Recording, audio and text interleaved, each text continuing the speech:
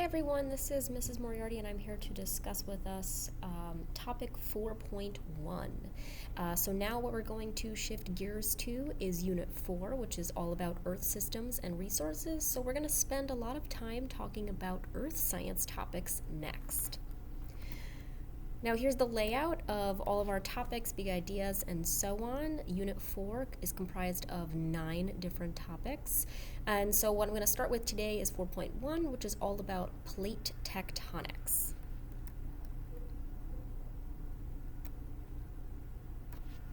Now, before we can get into how the Earth's crust winds up moving, we need to understand, well, what helps to make up Earth's inner core and so on.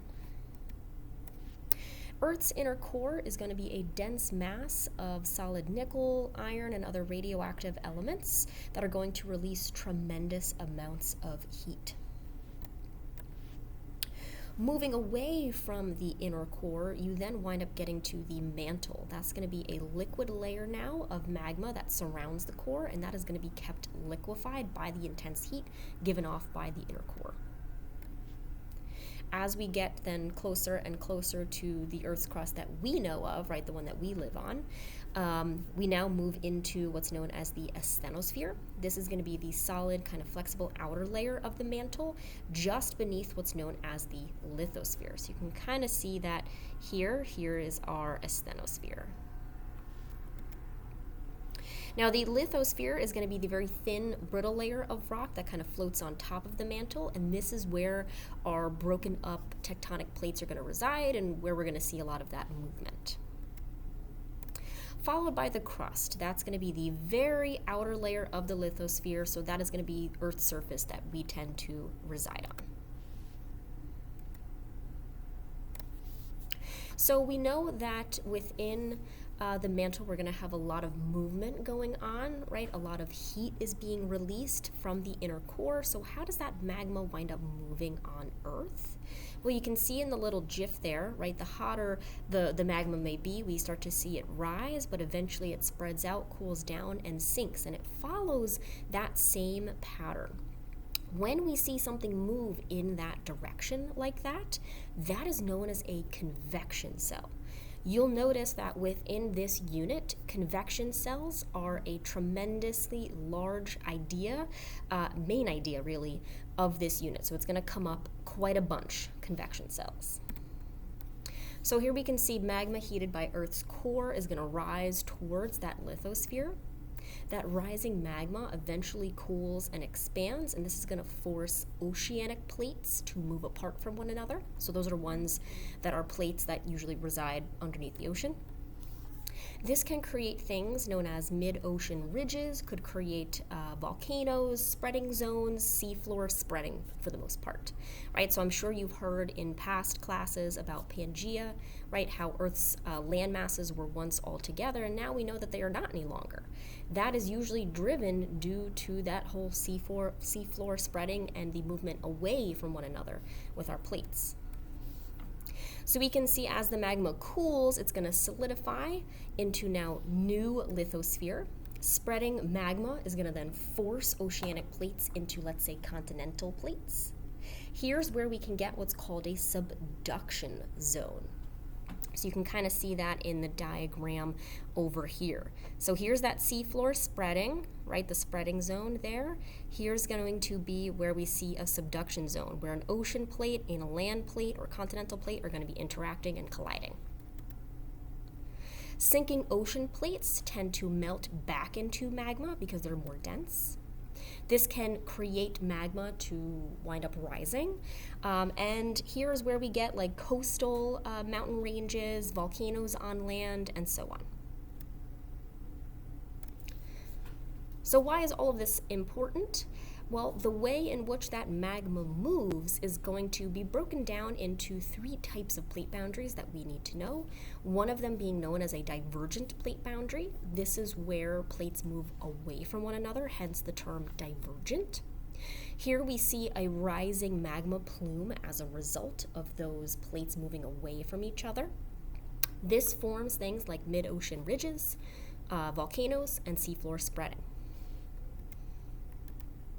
A transform fault plate boundary, however, is one in where the plates actually slide past each other in opposite directions. This is one that is known to cause earthquakes.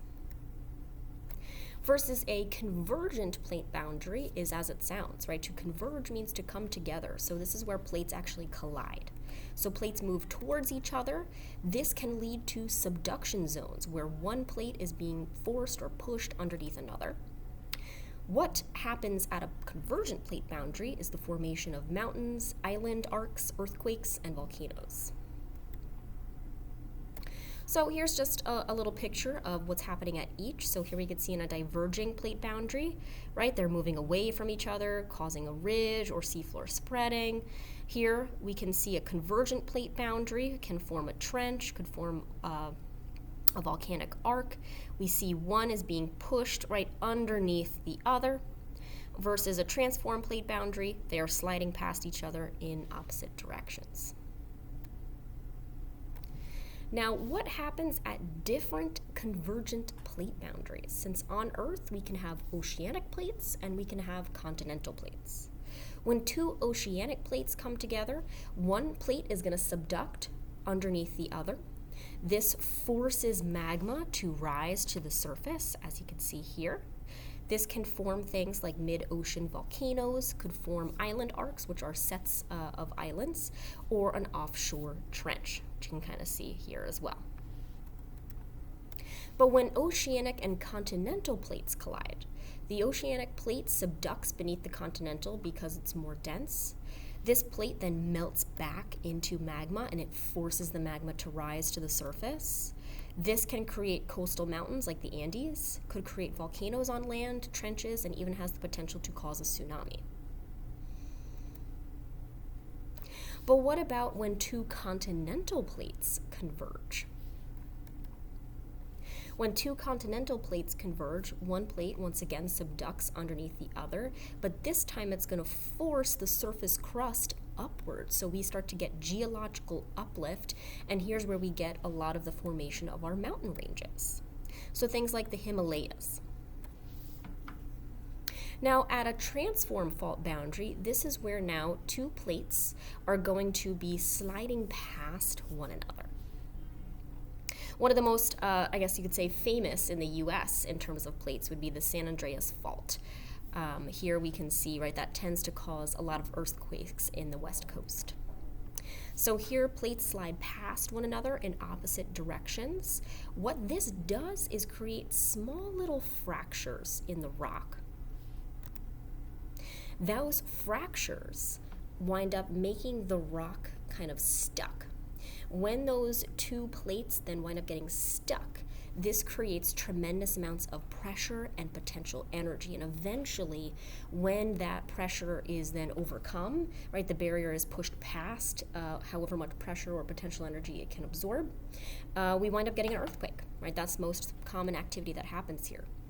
Right, so it occurs because of those rough edges, those rough fractures get stuck on each other. Pressure builds, the plates keep sliding, the edges stay stuck. When the stress overcomes that, we suddenly get a release of lots of energy, hence our earthquake. Now, some geographical things you need to know about 4.1. Depending upon what is happening at a certain plate boundary can tell us a lot about the geological formations on Earth.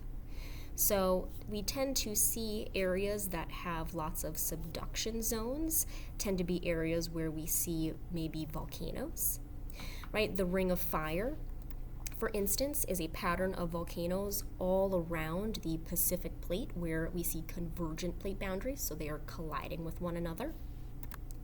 We see a lot of offshore island arcs, right? Japan would be an example of this. Transform faults, we know we're going to see most likely earthquakes happening at these areas. We can also see hot spots. So these tend to be areas where especially hot magma is going to be rising to the lithosphere. So hot spots are usually areas where we see the formation of new land masses. Mid-ocean islands, such as Iceland and Hawaii, can also be caused by areas like hotspots. And so that brings me to our practice FRQ 4.1. Take a moment and pause the video, answer in your practice FRQ journal and in the Edpuzzle. Okay, at this point, using the image above, you had to describe what's happening at the Ring of Fire here, as well as explain what happens when an oceanic and continental plate collide. So here we could see at the Ring of Fire, we mentioned that it's an area around the Pacific Plate where we technically see a ring of volcanoes and earthquakes. This is going to be caused by convergent plate boundaries, ones that collide with one another. When an oceanic and continental plate collide, remember the oceanic crust is more dense, so it subducts underneath the continental crust. This causes magma to rise and the potential for a trench or land volcanoes to form, hence our Ring of Fire. All right, everyone, that's it for our video on 4.1. If you have any questions, please leave that at the end of the video.